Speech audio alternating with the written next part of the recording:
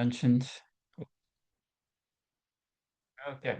Well, good morning, afternoon, or evening, everyone, depending on where you're currently located. This seminar is brought to you by MVP Software Solutions. We will have full contact information on a later slide, so if you need to get hold of us at any time after the presentation is over, that is not an issue. I'll put that slide up and leave it there for a little while if you want to take down the details or scan the code. I'm going to ask if you could please remain on mute unless there's an issue with hearing or viewing a slide and you need immediate assistance. But otherwise, if you could hold on mute and stop any background noise, that would be great. Please put any questions into the chat window. We already had a comment coming in from Tasca, and please put them there. Rob Verdi, who's a colleague of mine, who you'll see on the next slide, will monitor those and we'll answer them at the end if we have time or we have answers. If not, we will record them with the user and I will respond at a later time to any questions that are outstanding at that point. The seminar, as I mentioned, is being recorded and will be available later. So in 3 or 4 days, I will be following up with some information and a link for the seminar and a talk and the related paper. So you will get the information later, not an issue. So our two people here, myself, Neil Price-Jones, I'm the president of MVP Software Solutions with more than 40 years of experience in software QA and software testing in quite a number of environments, including financial, utility, telecommunications. I've worked with clients who range in size from 3 to many thousands. Most recently, we've been involved in managing the testing of mission critical projects where the consequences of failure are quite high. So that does affect my viewpoint a little bit and what I'm going to present here and how I'm going to treat it. When I get a sign off to happen or when I have to sign off on something, I cannot afford to have something go wrong in production. There are lives at stake. It is a big utility. If they get it wrong, people unfortunately can be killed. So this does impact how I feel about what we deal with in terms of AI.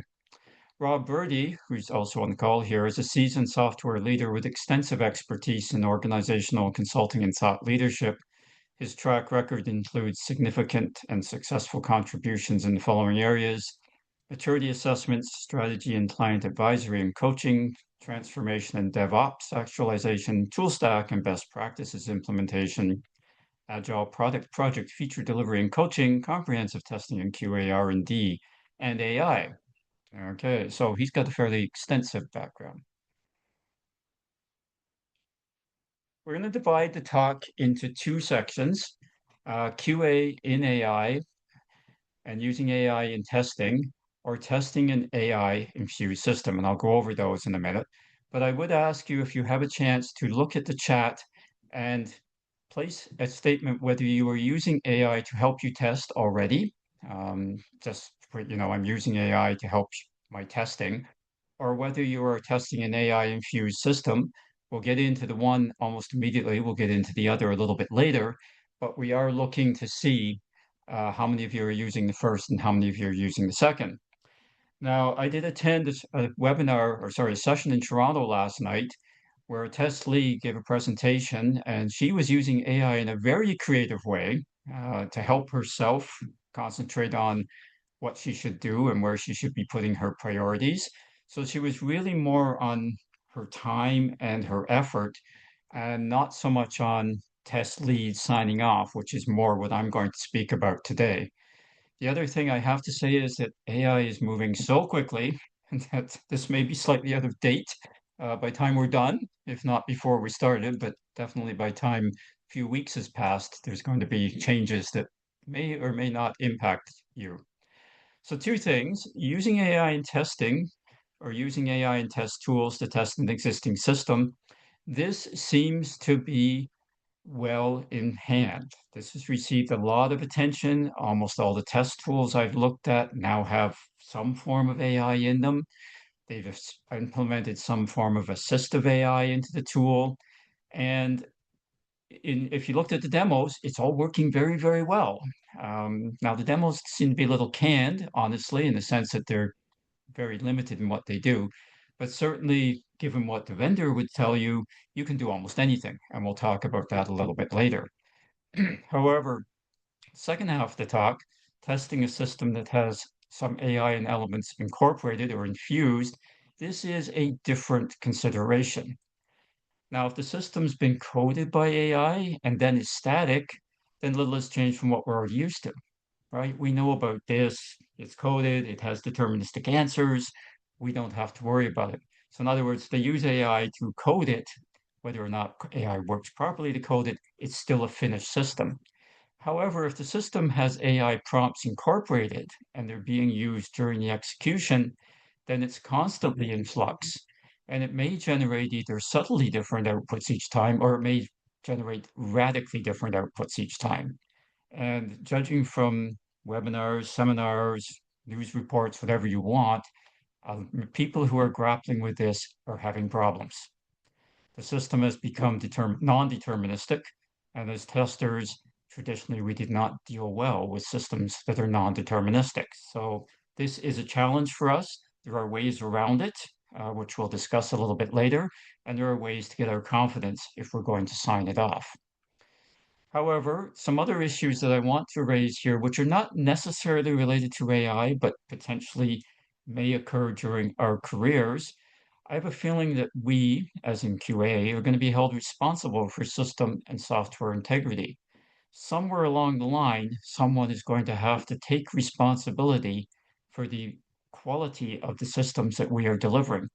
And honestly, I'm surprised we've got away as long as we have without being held responsible for this as much as we should have. There just seems to be sort of a blank wall where everybody's responsible and nobody's responsible. I don't think that's going to last.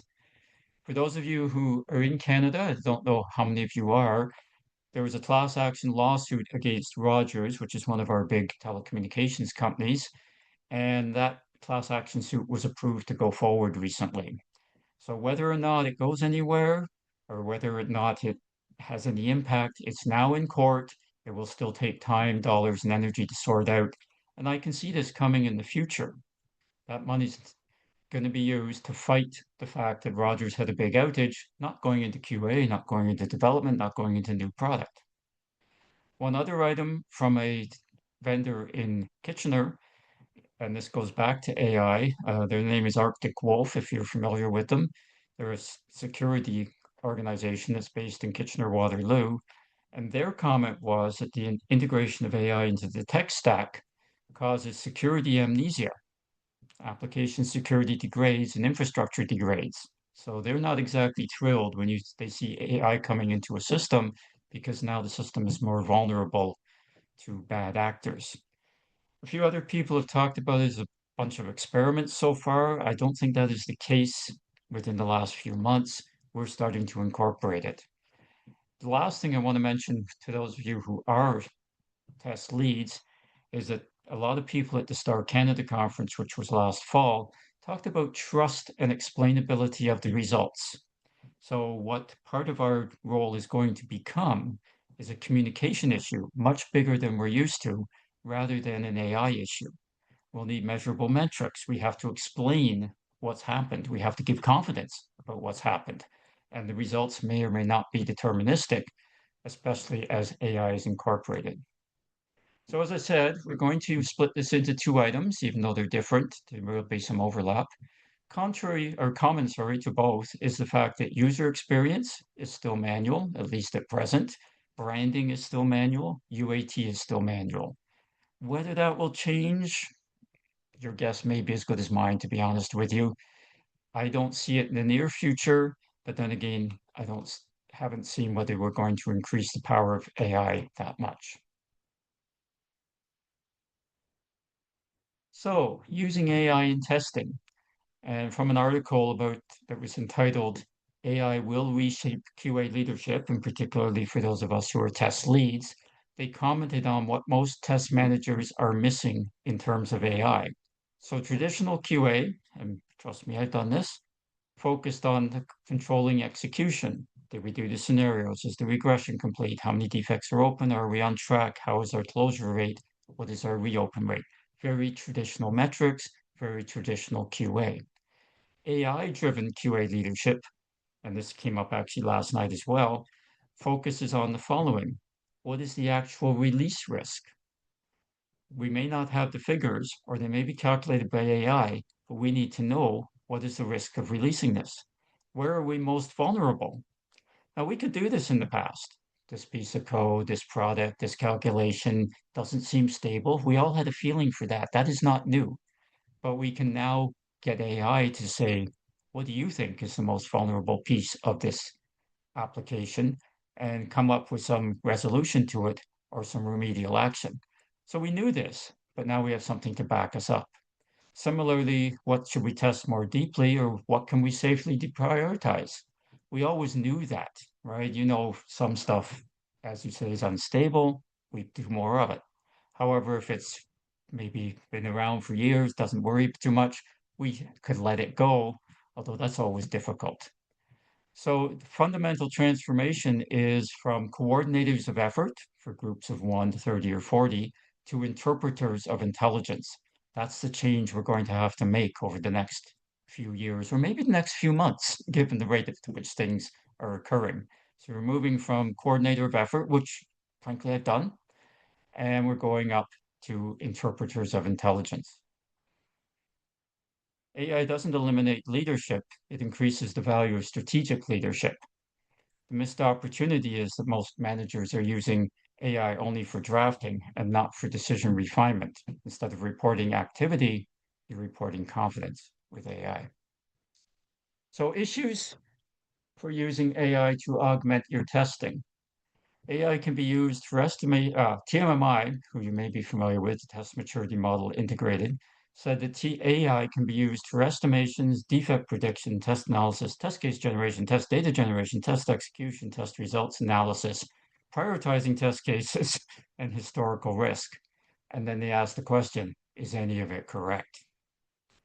So we can do prompts to generate a lot of what appears on this screen. We can ask if things are complete. We can ask about excessive testing. We can ask if it's being interpreted correctly, but we need to think about these individually. So is the testing complete?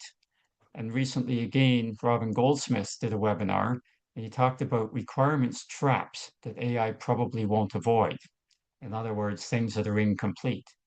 So he said we're missing the requirements because we missed them in the first place. AI is not going to add something new, and most things are new. So there was a worry about completeness. Are we testing excessively because it is easy to generate test cases, test steps, test data, execute the test cases, particularly if it's agentic, and then report, and then repeat until we get it right. And that was always a concern with automation, the temptation to press the button, wait a little while, check the results, press the button again, maybe change something, check the results until we got it right. It's not a good way, but it is one way that we've worked in the past. The excessive testing may be, or the interpretation, sorry, we may have lost touch. It will be too easy for me not to dig into the results as a test lead, particularly if testing is compressed at the end. We may be testing the wrong thing, and as a test lead, I have to sign off on that. Are the steps and the results actually correct? Did AI generate what I needed? As I said to you, I've looked at some webinars for some tools, and it looks good. It looks reasonable, but you wonder if it's actually complete. And if I have very limited time to review, I may not know if I have got what I want. And finally, defects. Defects are a little different. They've been subject to automated evaluation for years already in some environments. The use of weighted algorithms to make decisions has been around for quite a while. Hasn't taken off as much as I expected. Some things use them, other things seem to discard them and go back to manual statements of what's important and what's critical. But a lot of people now are shoving them through algorithms, and out pops a severity and a priority, which is great until somebody complains. We're missing something important because I trust what I'm seeing could have huge issues. But first, let's take a look at some of the benefits. So what happens when we use AI for testing? And this actually was posted on LinkedIn from Danielle Farman. He has a website, which I could give you if you're interested, or a LinkedIn page. So he commented that using AI for testing for a tester is like getting a superpower, but every superpower has its side effects. So what happens when AI joins your testing team? And this is as an assistive AI, this is not it taking over in case you're worried. So you get speed, but you lose control. AI writes tests super fast, but you might not understand how it works or how to fix it. So, and that's my concern also. AI can generate it, but now I've got to review it. Tests may break more often. This actually is not new. We've always had this problem with automation. The first set of tests from any automated tool generally tend to be brittle, and then they build some recovery processes into the test tool, and they recover from some of the minor errors. But we're probably going to go through another iteration of tests being very brittle if they're generated by AI. So you may spend a lot more time fixing tests that we don't know how they work when we don't know how they work. This is not new, but it certainly is something we were hoping we would avoid going back to. I prefer if we did not regress. You trust too much. The comment, and this is generic, AI finds the obvious bugs very well, but misses the creative solution. Human thinking still beats AI for tricky bugs, not to mention UX and branding and UAT, as I've already mentioned. AI is based on the past and some projections. Human brains, however, make decisions based on limited information. And once you know a piece of software, you start thinking. His other comment, which I'm sure you're familiar with, is that your job changes if you're a tester. You're going to become a test designer instead of a test writer and eventually an orchestrator. But for now, someone still has to figure out the details. And you need new skills learning to talk to AI. So AI won't take the job of the tester, but it will change it.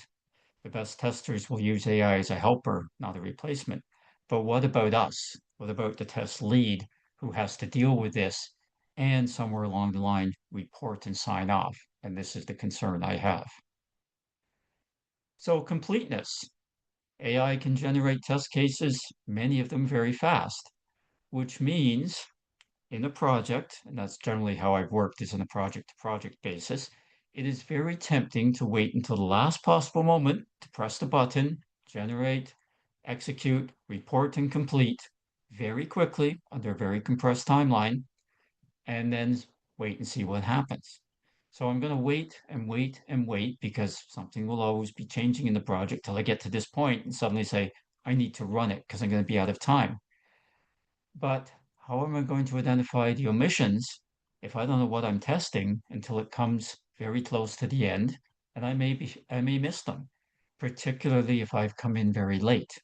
You know how it is for those of you who are testers. Oh, you're not needed until, oh, we need to test on Monday. Where's the tester person, right? We may get a clean run, or we may get simple bugs come out of it. Maybe we can explain those away, but we may not know what's missing. And if we don't have time to check, we may not be able to understand what is there and what is not there. When we generate test cases by hand, whether or not we're interacting with the system, we start thinking about it, right? The brain starts thinking about it. AI is going to pop them out, but somebody has to think about it. As I said before, if the tester has been parachuted in at the last minute, there may be no time to even really do more than a cursory review of everything, which is a recipe for failure. Similarly, the last minute arrival of someone like ourselves as a test lead may preclude much system knowledge. I can testify to this. I was parachuted into projects that have been going for 2 to 2.5 years. And now it's, testing on Monday. And it was Friday when I showed up. So I may not even be able to understand what I have to review. There are ways around this, but it's not necessarily an optimal solution. Excessive testing by AI. So this relates back to the same thing we talked about before. How good is my system knowledge and testing knowledge? If I don't know what the system consists of, it may be very difficult for me to say where the system boundary is. We used to have a system boundary diagram, which was fairly fixed.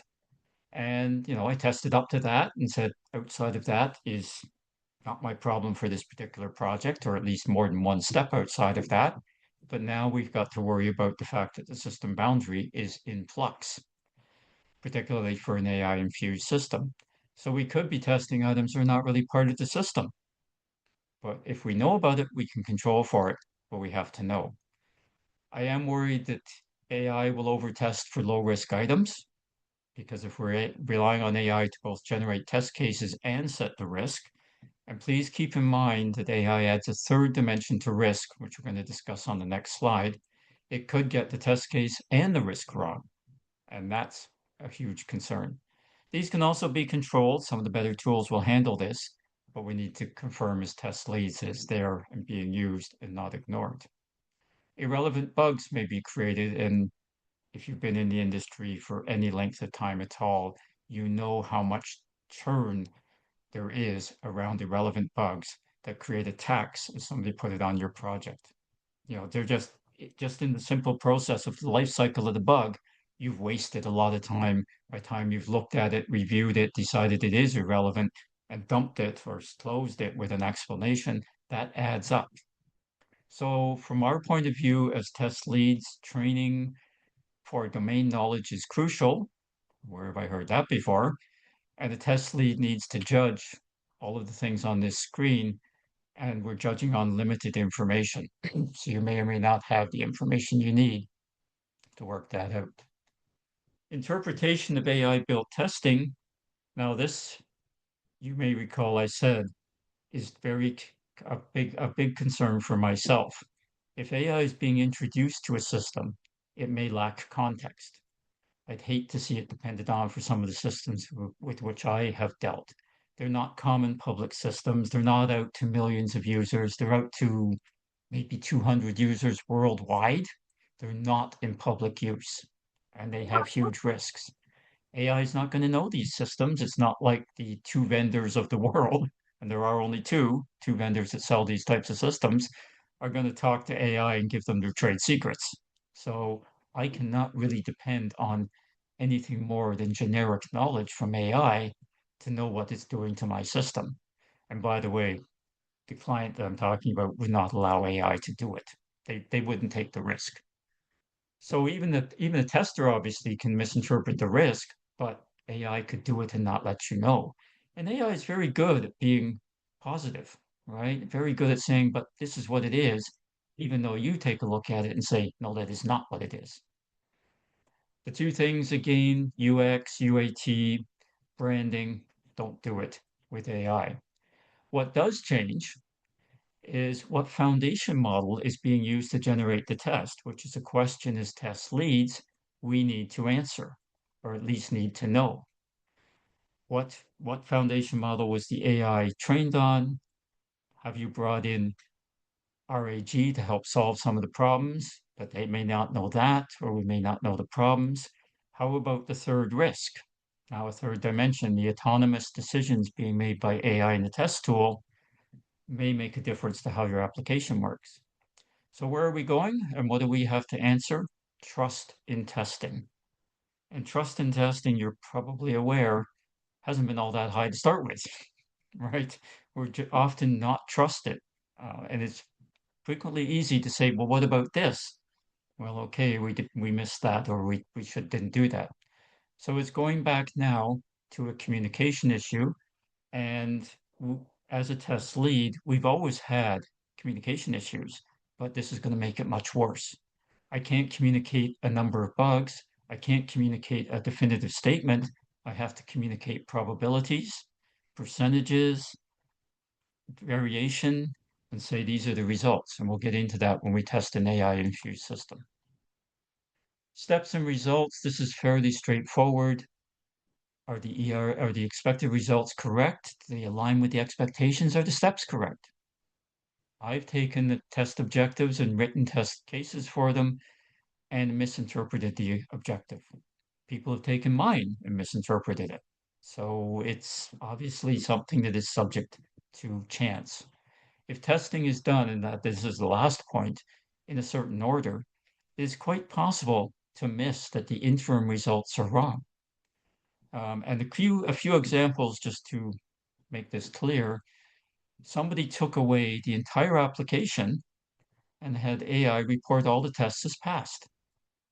Okay, he simply took away the application. It wasn't going well. So he said, well, what happens if I simply remove the application under test and let AI run through its process of executing the test cases and reporting, and it reported them all green.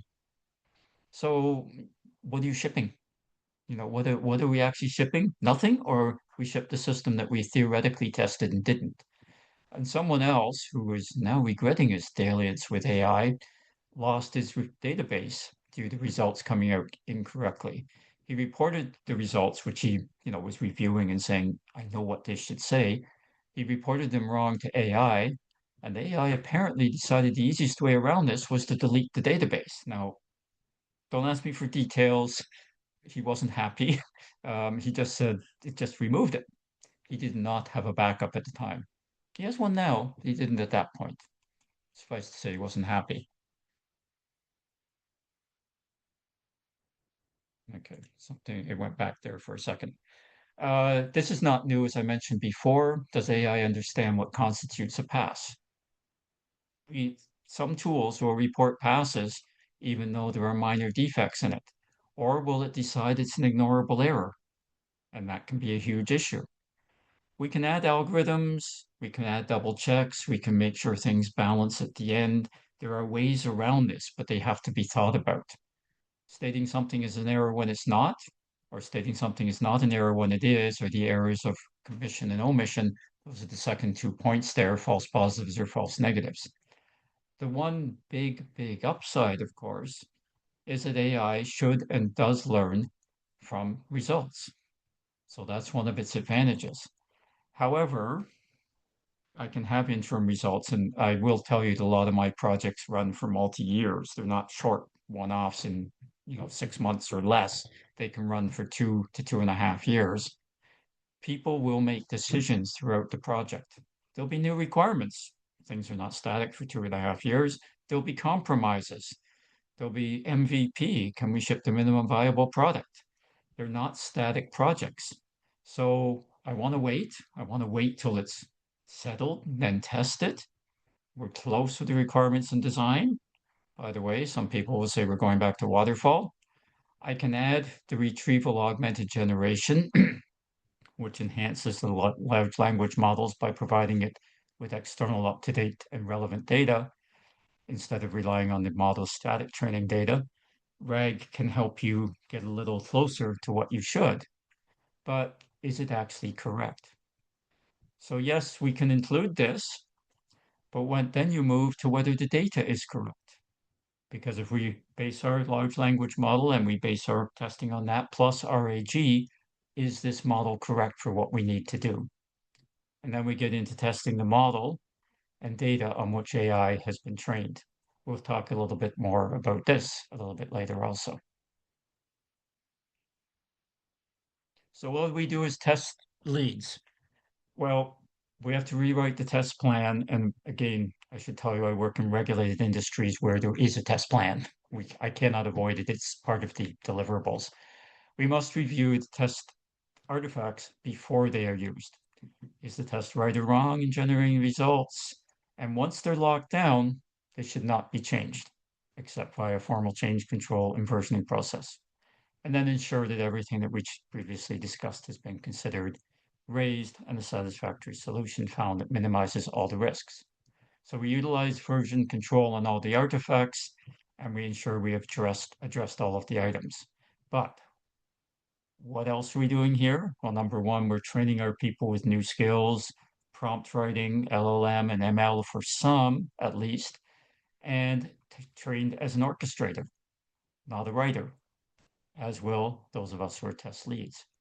Trust and competency are crucial. So these reviews, which I'm doing, must engender trust in the results, and the test lead must make this happen. And it has to be communicated, which is not what we're used to in a sense. I mean, I did these reviews kind of independently and then said, I'm signing off on them, we're good to go. And then suddenly people are having to add themselves into this. There are places where we'll still do traditional testing. Fair enough. It's not going away, hasn't gone away in 40 years yet, but it may change. What else? Well, in my case, I have to ensure regulatory compliance. I can't get away from it. It may be audited, and the audit may come up 6 months, 12 months. I've been called after a year and a half. Where are the artifacts? While they're up in your tool, go look. But I need to make sure they're written, versioned, and correctly saved in order that the regulatory compliance can check later if they wish. We need to make sure that your checkpoints include multiple reviews, particularly in my case, because I'm in the regulated industry and high risk. I have to have these artifacts and proof they've not been touched. As I say, it might come up a year and a half after the project audit will show up and say, show me the proof. SMEs may need to sign off on these artifacts. We've always involved SMEs, and in some of my test plans, I've certainly put in a commitment from them and got them to sign off that they were committing time. But this is going to be more effort than they're used to. They're used to signing off on the requirements. They may, if they're technical, sign off on the design. They may look at the test cases. Now they're going to have to look at many more artifacts. This is going to be an additional call on their time, which they're not used to. It will help drive the trust, which we need to present, but it will be an extra thing for them to do. So what else? Again, look after we've tested. Hopefully you're not squeezed for time by then, and make sure that everything does agree with where we started. Okay, test cases, test scripts, expected results. That's what we said we would do. We did what we said we would do. Here's the proof we did it. This is what an auditor asks. This is what we need as proof in the event that something comes up, right? And then lessons learned are all over the place, and they're particularly critical when we used AI. They might be moved up in time from the usual post-project review, but we need to ensure the concerns and experiences of all the included people. So lessons learned is going to be a big part of the test lead's role to make sure they're incorporated going forward, especially in view of the speed at which this is moving. So what does a test lead do? Ensure trust of the results. Communicate the results in terms of the business impact, which is something we're not necessarily used to doing. Have backups for all the items produced. None of this is going to go away in the near future, and it's probably going to be worse for us. I can't imagine it's going to get less. So when people say that AI is chomping your job, it's not, it's changing it, and it's changing it to this. There's no way people are going to trust this without someone like us in there. We already discussed most of these, but just to sort of reiterate and give you a summary here, how accurate is the testing? Is it completely scoped? Have we lost traceability? Traceability has been around now for a number of years, but this is a new way of working, and traceability has to get up. AI generated output must be traced, where and when and what it covers, which are the traditional questions for traceability. So Robert Sabourin, who spoke at a talk about a month ago, talked about this being dangerous times and the allure of AI to, do everything. He feels that this is a very dangerous thing to do. He says it's very tempting to do it, but it needs to be trusted. And he referred to testing as the thin veil of protection against anarchy. Okay, so that's us, the thin veil of protection against anarchy. Consequences will have to be considered.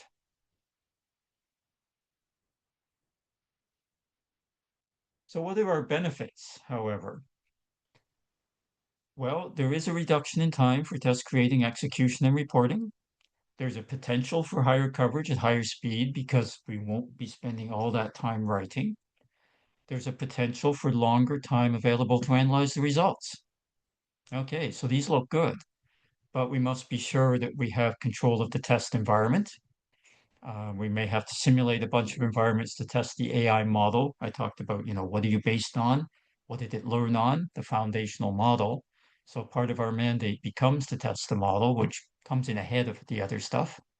And we have to worry about that third dimension of risk, the AI autonomy. What is it doing? What's it going to do? What's it going to decide? How am I going to handle this? The bottom line is, yes, we could get a lot done in a hurry with minimal effort, but what is the risk? And if you're like me, it's your name that goes on the sign off, and it's your name that gets called when there's a problem, and you get the blame.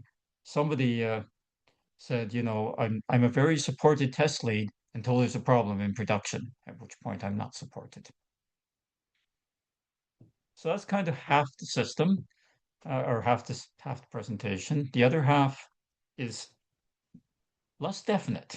Okay. So TMMI talks about testing AI systems, referring to the process of evaluating and validating the performance, functionality, and quality of the software applications or systems that incorporate AI components.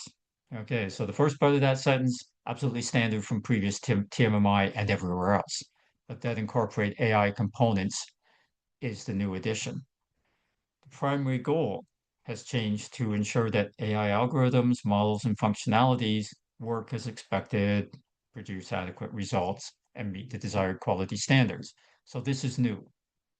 We are not used to testing AI algorithms, models, and functionalities. We have other testing to do, which I talked about, the baselining testing. This has been done before, but differently. Model testing. Remember, I talked about testing the model. There is something, by the way, called model testing, but that's not what this is, unfortunately. These two are not something we're used to doing. Integration testing, yes. Functional testing, yes. Performance testing, yes, but changed. AI generated interim results may need to force us to do performance testing ongoing in production due to the uncertainty of response from AI. Security testing, yes. Remember my quote from Arctic Wolf. Compliance testing, yes. And testing for ethical considerations like bias and fairness, yes, but not in the same way. So a lot of this is not net new, but it has been changed. Now we're going to have to test in production. If we have AI in the system and it's non-deterministic and it may change the results, we will need to monitor the system. And that's not the same as we're used to. It's usually once we've tested it, we figure it's fixed, quote unquote, until the next release.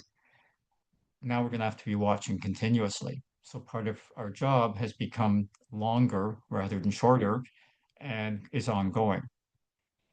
Keep in mind, however, it is a lot easier to watch production than it used to be. I mean, a lot of people have access. You can just sit there and monitor, get alerts, etc. This can all be done. Um, Trouble is, it's time, right? So what do we do to fix this? Well, we introduce guardrails, and they need to be introduced for every API call that AI is making. So it's a bit like grown-up control totals. In other words, we're making sure that it fits into a certain criteria, and if it deviates from that, the guardrail kicks in and says, you can't do that, or that fits into this model, or sorry, this template, or that fits into these set of conditions, or it kicks it out and says, this is not acceptable, we can't do this. So now we're testing the guardrails, which has to be done for every API call. Again, not hard as long as we know where they are. But as a test lead, it's something I need to ask the people, have you tested all of the guardrails that are currently in the system to address any anomalies that may show up from an AI call? The other things that are dangerous with an AI-infused system, and this came from Tarek King, who you may have heard of. He's fairly well known in the industry for making talks. Adaptive AI can adjust itself at runtime. Okay, so it changes. There can be a human societal impact of that change. System boundaries are sensitive or potentially fluid, which I mentioned earlier. Testers are not good at dealing with non-deterministic systems.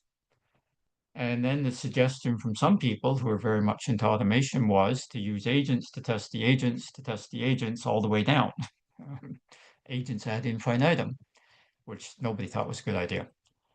Then some other people talked about community-based testing in some cases. So, taking it out of here and just simply putting it out to the community and seeing what happens. That won't work in my case. Don't know if it'll work in yours, but definitely there's a limited market for that. You can't do that for everybody. And then again, I quoted Robert Sabourin earlier. What foundation model was used and the addition of the autonomous axis. So again, testing an AI-infused system. What about the correctness? What about the impact downstream? This came up quite a number of months ago. What about the interpretation of the results? What is it reporting, and do I even know if that's correct? And what is it doing with the defects? TMMI, again, generally speaking, An organization needs to have a level of test maturity before starting to face the challenges of testing an AI-based system. That's a little bit of a known goal for TMMI because that's what they do is sell you or at least evaluate you for test maturity. So obviously it's in their best interest to tell you to have a mature organization before you start using AI because that will get them business. But we're going to discuss these on the next few slides. So what constitutes correctness? Okay, what constitutes a correct response? If a system under test is being programmed using AI, do we actually know what the correct response is? And can we identify it? It may change over time. This is not new if you get new releases, and we may have to accept that. But how do we mark a pass or a fail?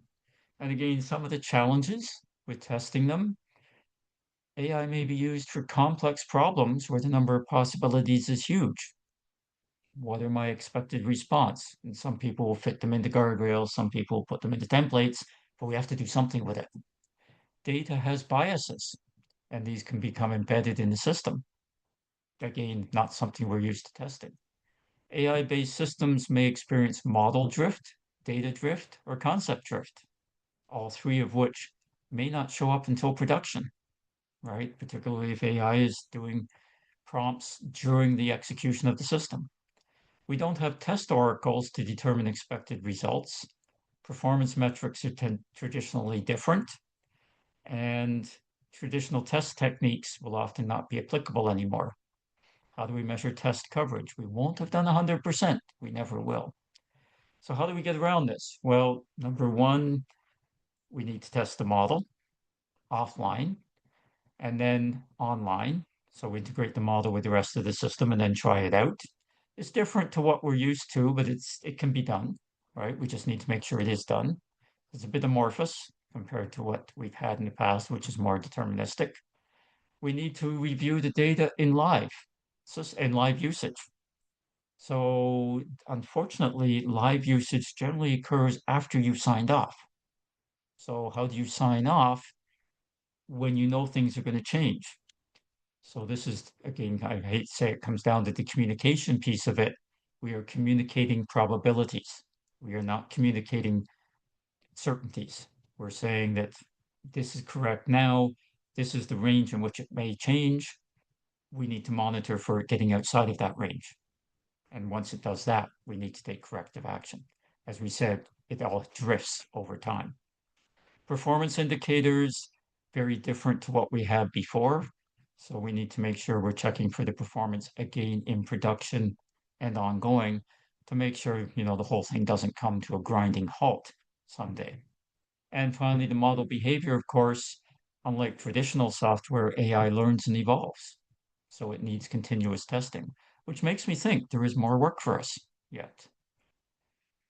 So we need also to look at the statistical evaluation of the system performance against a dedicated data set.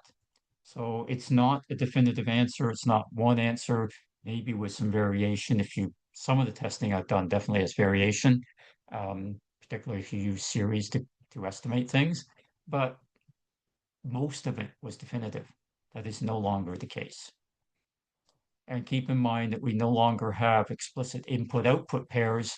As they say, you put in the same query 6, 7 times, and on the 8th time when it's critical, it gives you the wrong answer. Okay, but always when it's critical, it gives you the wrong answer. So the queries are different, the testing is different. So we need to prioritize the test data, conditions and evaluation metrics, and make sure that they're all going to work, and then keep watching. So what are we doing? We are communicating and interpreting the results to the stakeholders. Okay, and those results are probabilistic, not deterministic. Performance was always a bit like this. Now everything is. The other one we need to test are guardrails, not just the model. This came from Robert Sabrin, as he said, safety must not depend on correctness, especially in agentic systems. We cannot have potential for a safety issue coming out of a system. We might want to inject faults and see what happens. And fault testing was actually around for a long time but it was very difficult to do. It always has been difficult to do. Injecting faults into systems is not fun and it takes time. So these are all considerations for the test lead. Impacts of AI in a system on the application itself, of course, it's changed how it's programmed. We have a long history of trying to automate programming and then finding out it doesn't work and changing it afterwards, which kind of obviated the need to have it programmed by a tool. That goes back a long way. Tools, automated tools to generate coding goes back a long way. If the application output varies a bit, it may not react in ways we expect on the downstream applications.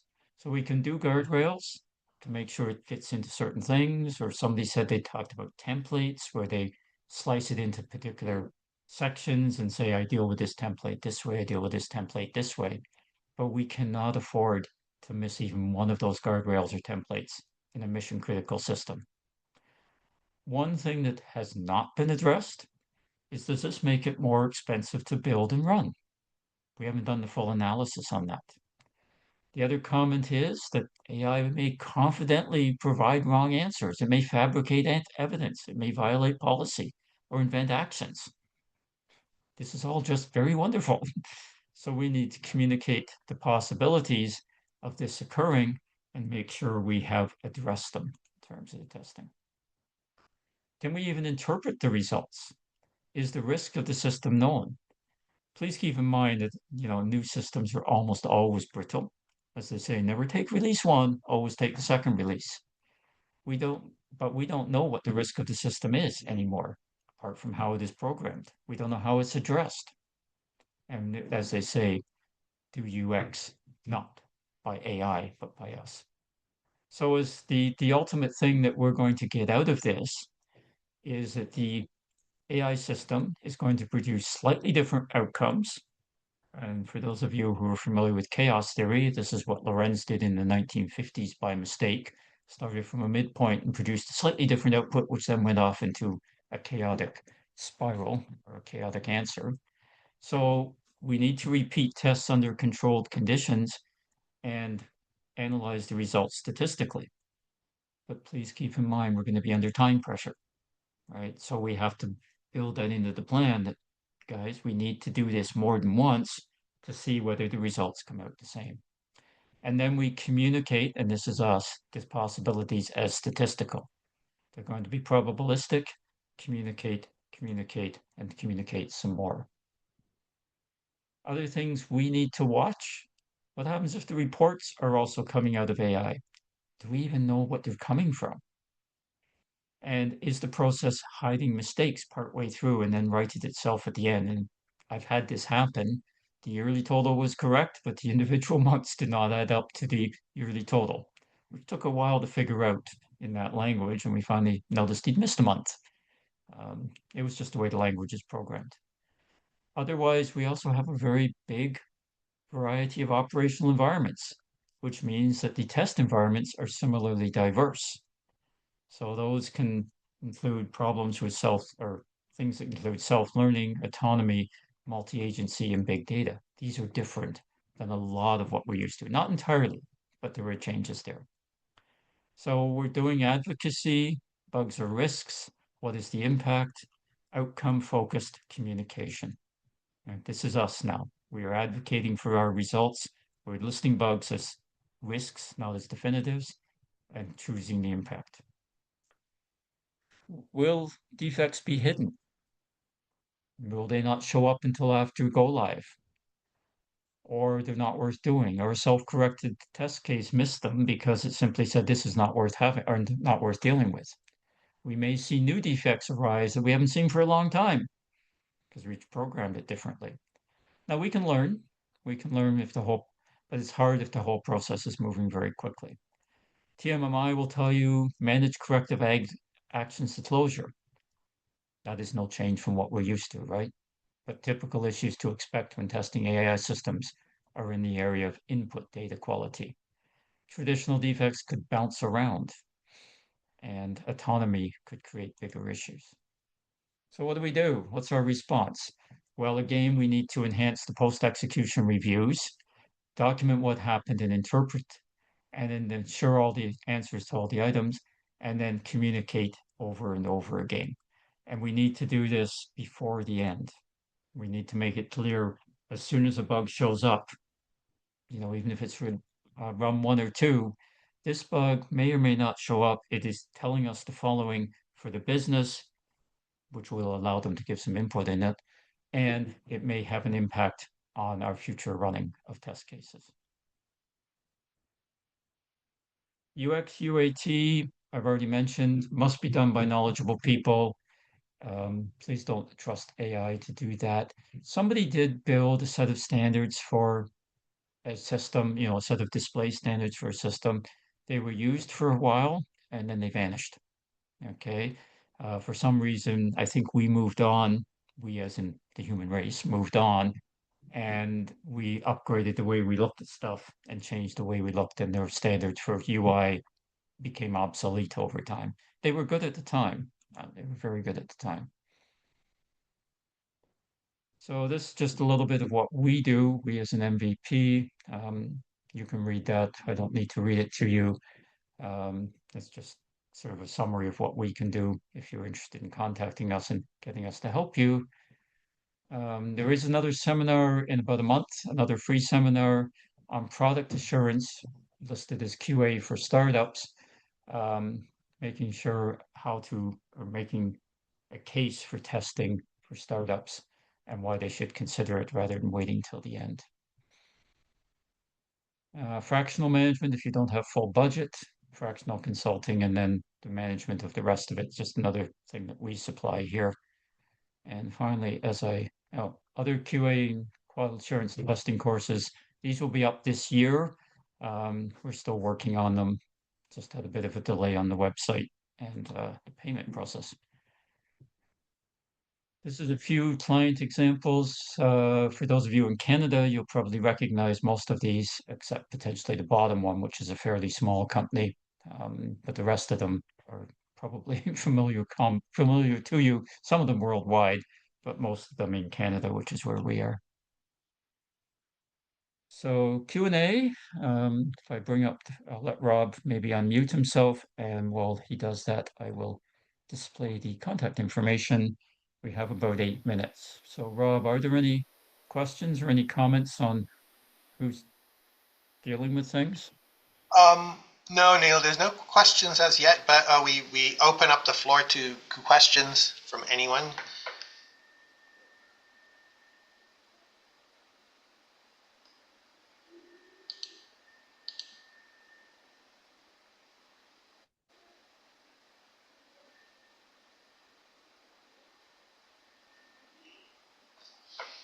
I guess not. Maybe there was just a Yeah, little too maybe much not. information there. Don't know. It's lunchtime Okay, after. well, yeah. Well, it's 12:53 here. Thank you. As I said, there will be a recording distributed. It takes usually a little while for it to save, obviously, and for me to export it, but probably early next week, you'll get a recording of this. Thank you. Have a good day. Best of luck on your testing.